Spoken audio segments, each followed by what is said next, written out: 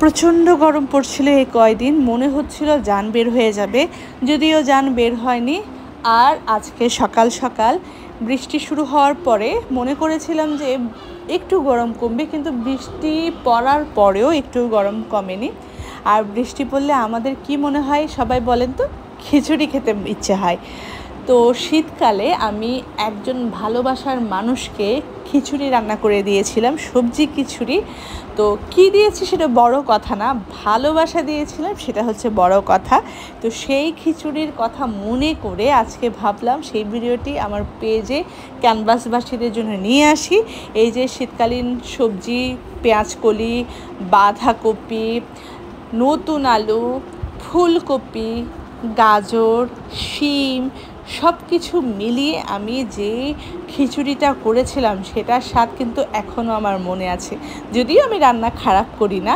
আর খিচুড়ির রেসিপি সবাইকে বলার কিছু নেই, আমি জাস্ট আপনাদেরকে মনে করিয়ে দিচ্ছি আজকে বৃষ্টি পড়ছে আর বৃষ্টির সময় খিচুড়ি খেতে হয়। সেটা সবজি খিচুড়ি হোক, সেটা মাংস খিচুড়ি হোক, সেটা ডিম খিচুড়ি হোক, যেরকম ইচ্ছে আপনার সেরকম হাতের কাছে যা থাকবে তা দিয়ে করবেন। এখানে 3 ধরনের চাল ডাল আছে।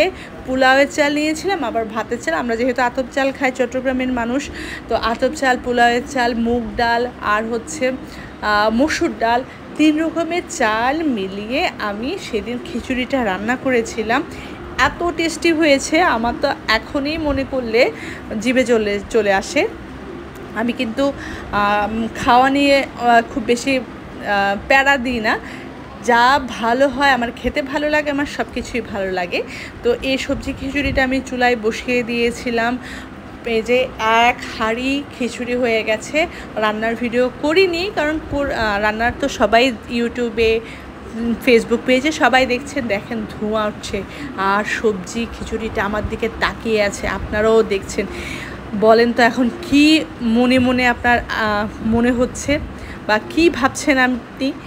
এই যে খিচুড়িটা আমি এই যে আপনাদের জন্য ক্যামেরার সামনে নিয়ে এসেছি, আমার এখনই মনে হচ্ছে রান্না করে খেয়ে ফেলি।